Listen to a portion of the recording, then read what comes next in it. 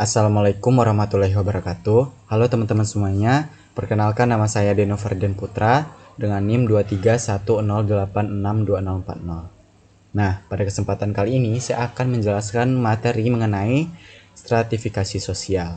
Nah, sebelum itu, apakah teman-teman semuanya pernah minder dengan sahabatnya sendiri karena status sosialnya? Contohnya, teman berasal dari keluarga yang sederhana dan sahabatnya adalah seseorang yang kaya raya. Misalnya temannya sering ke luar negeri, beli barang-barang mahal, sedangkan teman-teman nggak pernah gitu. Nah, mungkin ada beberapa teman yang sering mengalami hal tersebut. Nah, kita akan mempelajari perbedaan status sosial ini di materi stratifikasi sosial. Nah, sebenarnya apa sih pengertian stratifikasi sosial? Stratifikasi sosial adalah pengelompokan masyarakat secara vertikal ataupun bertingkat berdasarkan sesuatu yang dihargai dalam masyarakat atau prestige. Nah, ingat ya teman-teman, ada kata prestige. Artinya seseorang dapat berada di lapisan yang lebih tinggi apabila memiliki sesuatu yang tidak dimiliki oleh orang lain. Nah, begitu. Ini stratifikasi sosial menurut para tokoh. Yang pertama, Max Weber. Menurut Weber, pengertian stratifikasi sosial itu adalah penggolongan anggota masyarakat ke dalam kelas-kelas yang didasarkan pada dimensi ada 3. Yang pertama, ekonomi, dilihat dari harta, modal, ataupun kekayaan yang dimiliki. Yang kedua yaitu status, dilihat dari latar belakang, pendidikan, gaya hidup, dan hak-hak istimewa. Yang terakhir ada dari dimensi politik, dilihat dari kekuasaan dan wewenang. Nah, itu menurut Max Weber. Ada lagi menurut Robert M. Zelawang. Pengertiannya menurut beliau adalah pelapisan sosial di masyarakat berdasarkan dimensi kekuasaan, hak-hak istimewa, dan status atau kedudukan yang dihargai dalam masyarakat. Nah, apa aja sih jenis atau dasar pembentuk stratifikasi sosial? Stratifikasi sosial ini tidak terbentuk dengan sendirinya. Ada 7 jenis atau dasar pembentuk stratifikasi sosial yang tidak semua orang bisa memilikinya. Nah, oleh sebab itu, muncul lapisan-lapisan untuk membedakan mereka yang memiliki prestige dan tidak memiliki prestige. Nah, yang pertama itu ada kekayaan, teman-teman. Kekayaan menjadi dasar pembentuk stratifikasi sosial. Karena adanya kekayaan ini, di situ ada pembeda kemampuan dalam memenuhi kebutuhan. Seseorang yang memiliki harta lebih banyak diletakkan di lapisan sosial teratas. Sebaliknya, seseorang yang tidak berkecukupan akan diletakkan di lapisan paling bawah. Nah, yang kedua itu kekuasaan. Kekuasaan menjadi dasar pembentuk stratifikasi sosial karena tidak semua orang bisa menduduki jabatan yang sama. Hal ini membuat individu yang memiliki kekuasaan di tempat di lapisan sosial atas seperti presiden, menteri, gubernur, dan sebagainya. Mereka juga memiliki wewenang untuk menguasai dan mengatur jalannya pemerintahan. Yang ketiga itu ada kehormatan. Stratifikasi sosial berdasarkan kehormatan ditempati oleh mereka yang dianggap memiliki kemampuan untuk memimpin, berjiwa karismatik, atau seseorang yang tinggal di wilayah tertentu dalam waktu yang lama. Contohnya, pemuka adat. Mereka mempunyai pengaruh yang kuat dalam kehidupan bermasyarakat. Seperti itu, teman-teman. Yang keempat, ada keturunan. Nah, stratifikasi ini diperoleh secara turun-temurun, atau dengan kata lain hanya bisa didapatkan melalui kelahiran atau perkawinan. Stratifikasi ini berhubungan dengan status individu yang dibawa sejak lahir. Contohnya, Pangeran William yang merupakan cucu dari Ratu Elizabeth II atau keluarga konglomerat. Gitu. Yang kelima, ada pendidikan. Teman-teman sadar nggak sih bahwa pendidikan yang merupakan salah satu cara untuk meningkatkan status sosial? Nah, dengan menempuh pendidikan tinggi, kita dapat memperoleh penghasilan yang lebih besar seperti taraf hidup kamu pun ikut naik gitu.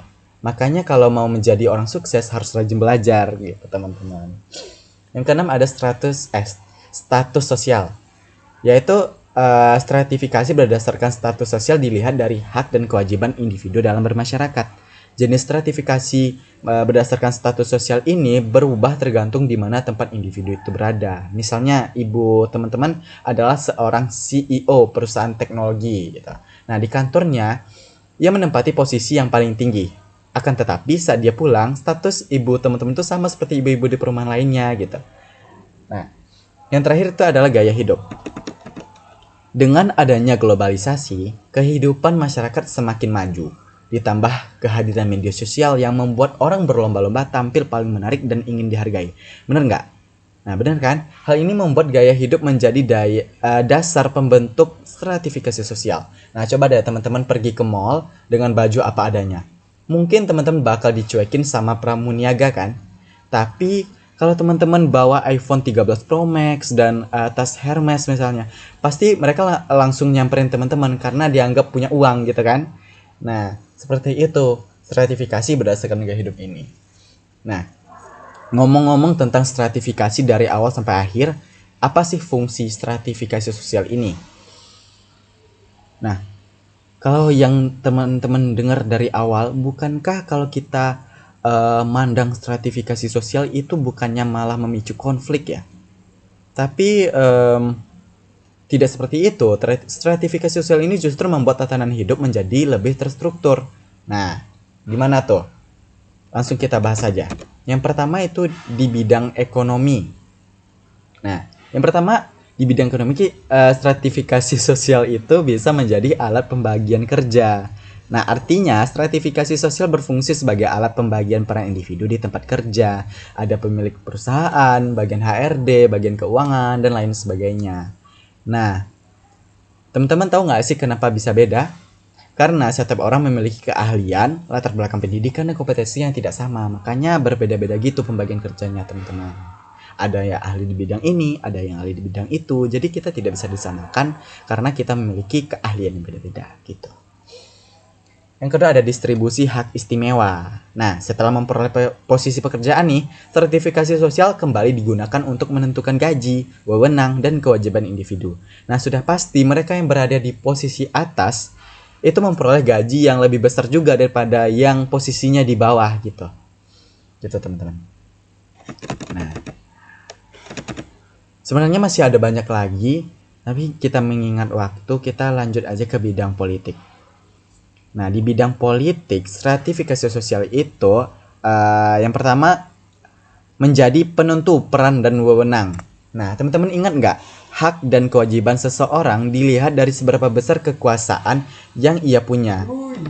Nah, fungsi stratifikasi dalam bidang politik bertujuan untuk membagi wewenang dalam kehidupan. Nah, contohnya, pemerintah berperan dalam memimpin negara dan berkewajiban untuk menjamin kehidupan rakyatnya. Nah, oleh sebab itu pemerintah memiliki hak untuk membuat kebijakan berupa undang-undang, sedangkan kita memiliki peran untuk memberikan kritik terhadap kebijakan yang dibuat serta berpartisipasi dalam pemilihan umum.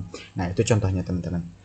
Yang kedua, dalam politik itu kita stratifikasi sosial itu menjadi mobilitas politik. Nah, fungsi yang keduanya itu adalah mobilitas politik ya, teman-teman. Artinya stratifikasi sosial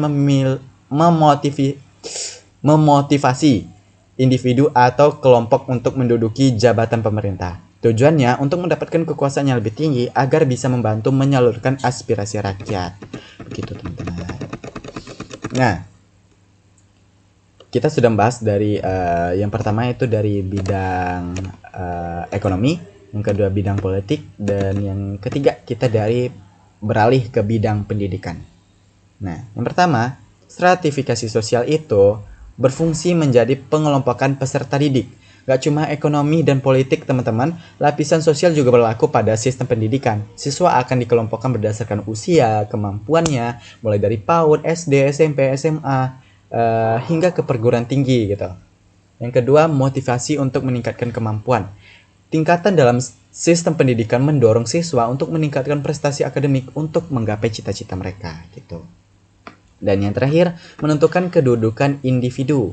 Mereka yang berpendidikan lebih tinggi dipandang daripada mereka yang berpendidikan rendah. Bener nggak?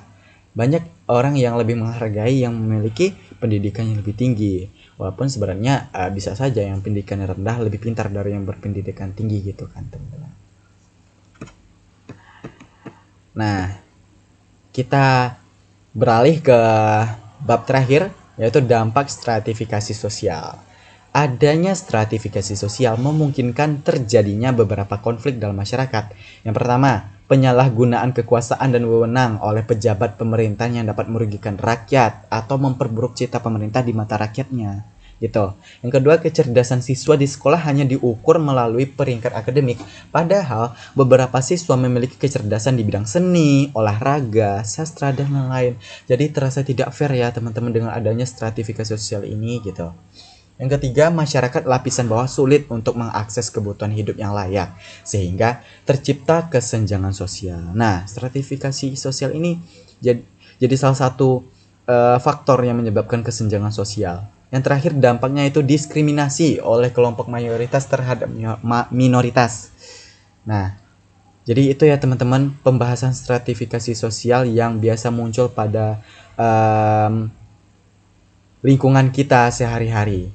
Makanya teman-teman kita harus bisa memilah dan memilih mana yang baik buat kita semua gitu.